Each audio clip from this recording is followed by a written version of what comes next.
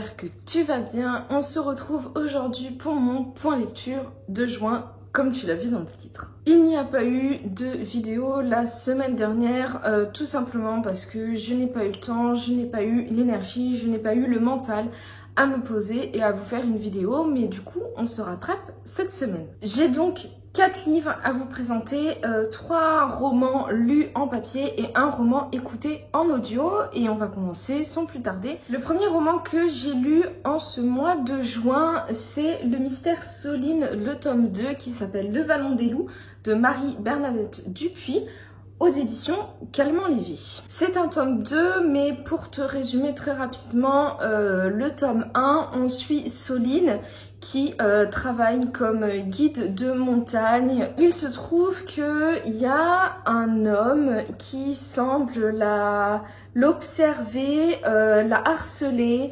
et elle a très très peur de cet homme-là. Elle va rencontrer des personnes, il va y avoir des meurtres autour d'elle, et donc toute l'intrigue va se nouer autour de ça, de ce mystère. On suit en parallèle une autre jeune femme à peu près du même âge que Soline, qui a vécu 100 ans avant elle, et l'une et l'autre ont des visions de l'autre. Donc Soline a des visions de cette femme du passé et la femme du passé a des visions de Soline. Et donc il y a tout un mystère aussi du lien entre ces deux femmes-là. Ce deuxième tome, je l'ai vraiment beaucoup moins aimé que le premier. J'ai trouvé que c'était assez long, qu'il y avait beaucoup de redites. Et c'était un défaut que j'avais déjà trouvé sur le premier tome, qu'il y avait beaucoup de redites en fait. Mais vraiment dans ce tome de 6, c'est vraiment exacerbé, où on a beaucoup de types de scènes qui se répètent pour nous redire les mêmes choses.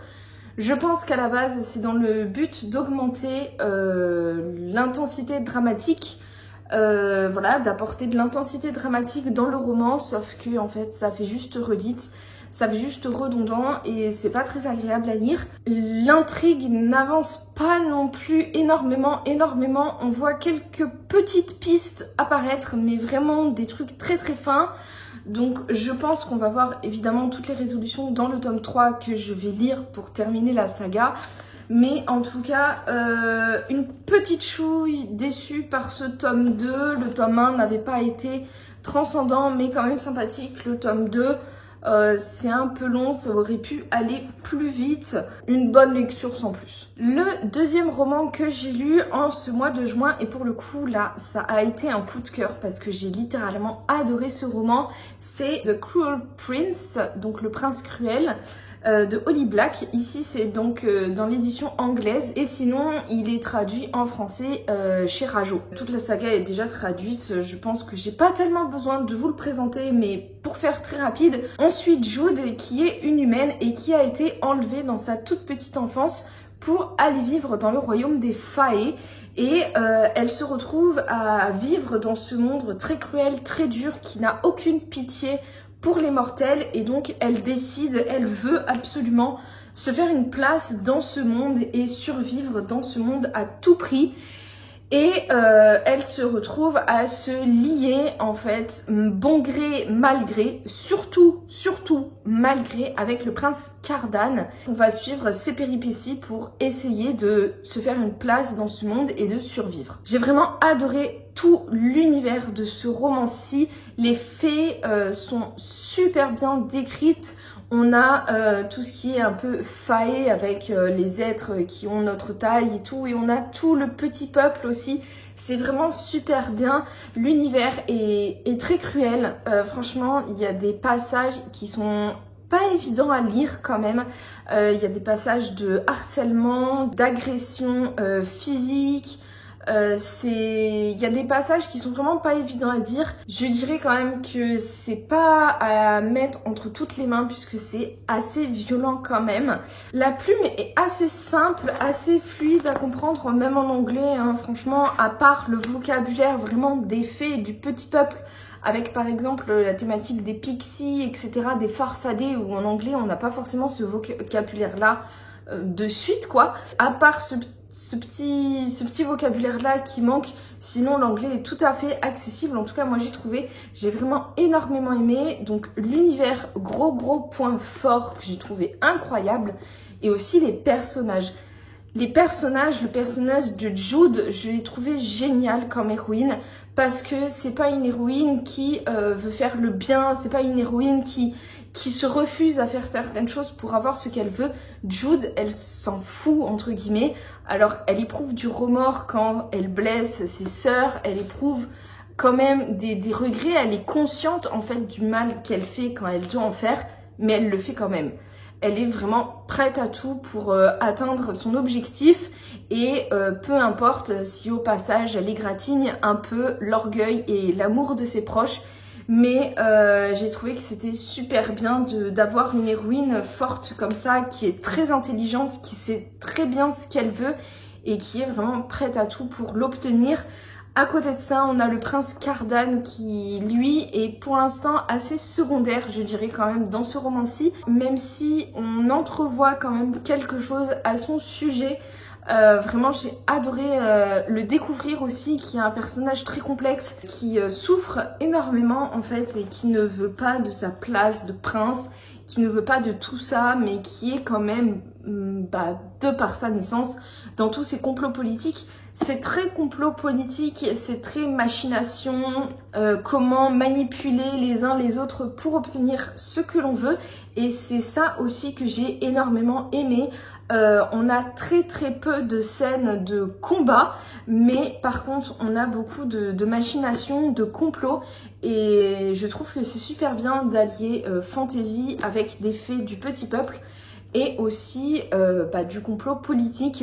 Et vraiment c'était super bien, j'ai adoré et j'ai très hâte de lire la suite. Je pense que je vais l'acheter dans très peu de temps et directement le tome 1 et 2 à la suite parce que j'ai vraiment beaucoup aimé ce premier tome et je suis sûre que la suite sera encore meilleure.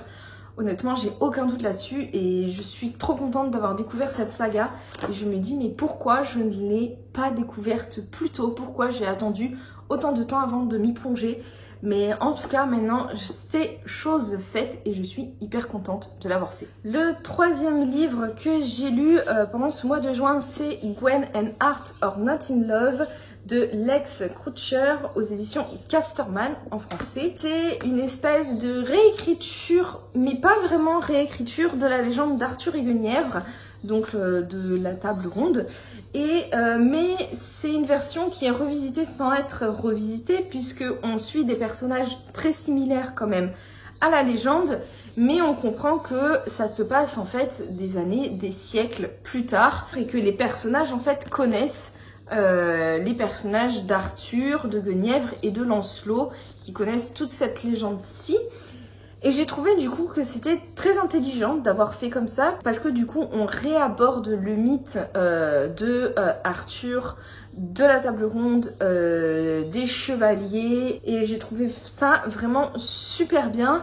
Donc on a de la représentation, on suit en fait Gwendoline qui est la princesse du royaume et qui doit se marier à Arthur qui est le fils d'un seigneur féodal. Elle a un frère et il y a une chevalière qui ne rend pas Gwendoline indifférente. Et de la même façon, Arthur, lui, est plutôt attiré par le frère de sa promise. J'ai énormément aimé le ton du roman puisque c'est un roman qui est très frais, qui est très bienveillant, qui est tout en douceur et qui a un petit peu de côté un petit peu acidulé avec le personnage d'Arthur, qui est un personnage très piquant, très pétillant et en même temps qui cache vraiment des sentiments très profonds et une complexité vraiment hyper intéressante. Pareil, le personnage de Gwendoline, même si elle est un peu plus classique, elle est hyper intéressante aussi dans le fait de se libérer du regard des autres, dans le fait de se libérer, de s'accepter et de vivre en tant que soi. Son frère aussi est assez intéressant puisque c'est un peu son pendant masculin qui n'admet pas ses émotions, n'admet pas ce qu'il ressent et qui accepte de vivre pour lui et de vivre tel qu'il imagine sa vie. Et le personnage aussi du coup de la chevaleresse qui est Bridget, qui est un personnage hyper fort, qui s'assume, elle est puissante et elle sait ce qu'elle veut. Et j'ai adoré suivre ces 4 personnages, on suit quasiment exclusivement qu'eux. Il y a plein de beaux messages, de représentativité, ça évidemment on adore. Et vraiment j'ai beaucoup aimé, c'est très fluide, alors c'est écrit assez gros à l'intérieur, ça se lit vraiment assez vite, très bien, c'est rapide. On a des points de vue alternés entre Gwen et Arthur et vraiment c'est top. Vraiment j'ai énormément aimé, c'est un très chouette livre vraiment à mettre en avant, il vaut vraiment le coup et je pense que en plus le lire en été c'est parfait. Puisque c'est un roman qui se passe en été et qui est aussi très frais et qui fait beaucoup de bien au moral. Ma dernière lecture de ce mois de juin, c'est donc une lecture que j'ai effectuée en audio sur l'application Lizzy. C'est le tome 4 de la saga d'Oren qui est donc Glow. J'ai beaucoup aimé pour le coup les 3 premiers tomes de la saga où je trouve que le personnage d'Oren évolue beaucoup, prend beaucoup d'assurance, l'histoire se tisse, on entrevoit des choses très prometteuses et j'ai trouvé que ce tome 4 est très clairement en dessous des autres tomes puisque je trouve que déjà le personnage masculin, le love interest de Oren qui est l'héroïne qu'on suit pendant tout le roman, lui était vraiment en train de tourner toxique, à être surprotecteur, à la manipuler un petit peu pour qu'elle fasse ce qu'il veut, pour obtenir ce qu'il veut. C'était vraiment dommage parce que c'était une relation qui commençait très bien, avec de beaux messages justement de ne pas être toxique, de ne pas être étouffant, de laisser l'autre faire ses choix.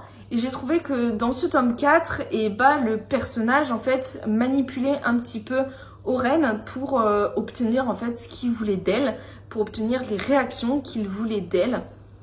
Et j'ai trouvé ça vraiment pas nul, mais très dommage de tomber dans ce travers-là de la romantaisie, puisque c'est un travers quand même qui est assez utilisé et assez montré quand même par les auteurs de façon consciente ou inconsciente. C'est pas du tout un reproche à l'autrice, hein. Je pense que des fois c'est pas évident de s'en rendre compte, mais à la lecture moi ça m'a un peu étonnée en fait de voir ça, mais j'ai l'impression que dans ce tome-ci là, l'autrice savait où elle voulait amener ses personnages, mais ne savait pas comment les amener en fait à cette chose-là. Et j'ai trouvé ça dommage parce que du coup ce tome-ci est un peu brouillon, pas très bien réussi. On voit que les personnages font tous les mauvais choix, mais de façon exprès. Du coup, les personnages sont un peu moins réalistes.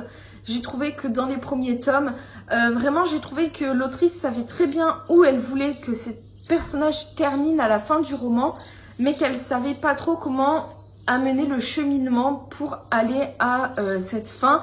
Et que du coup on perdait un petit peu de la personnalité des personnages et du côté réaliste en fait de cette histoire. Donc j'ai trouvé ça très dommage, j'ai trouvé vraiment que ce 4e tome était en dessous des autres tomes en termes de qualité. Là je suis en train de lire le 5e et dernier du coup. Et pour l'instant, on a un peu moins cette sensation-là, même s'il y a des passages qui, je trouve, ne servent à rien, très clairement, à part remplir. Mais ça, du coup, j'en parlerai plus dans mon avis du 5e tome et de mon avis total de la saga. Mais en tout cas, par ce 4e tome, j'ai été un petit peu déçue parce que pourtant, les 3 premiers partaient vraiment très bien, mais... On va voir où va terminer la saga, où vont terminer les personnages, à quel stade, dans quel état d'esprit ils vont terminer et à quel niveau d'évolution ils vont terminer pour que je te donne mon avis final sur cette saga qui sera du coup probablement dans mon point lecture de juillet. Et voilà pour cette update lecture, j'espère que ça t'aura plu. Je rattrape donc un petit peu mon retard, j'ai fait celui de juin et maintenant je vais enclencher après les mois suivants sur juillet, août, septembre. En tout cas, je l'espère. N'hésite pas à dire dans les commentaires quelle lecture tu as faite en juin et si tu as eu un coup de cœur, qu'est-ce que c'est comme roman qui t'a fait vibrer. En attendant, on se retrouve dans une prochaine vidéo et je te souhaite de très bonnes lectures.